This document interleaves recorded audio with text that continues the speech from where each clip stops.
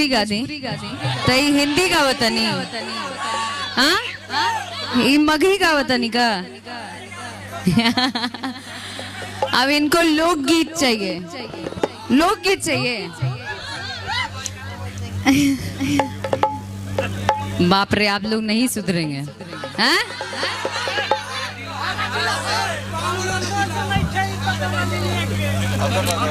Copy ही करने में जीवन भर रह जाइएगा। अपना आइडेंटिटी बनाइए ना, हैं?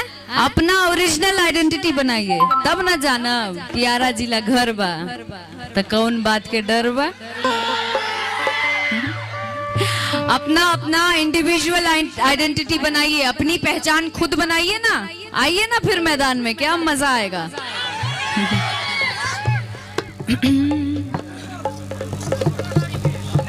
अथू तोरा गाड़ी के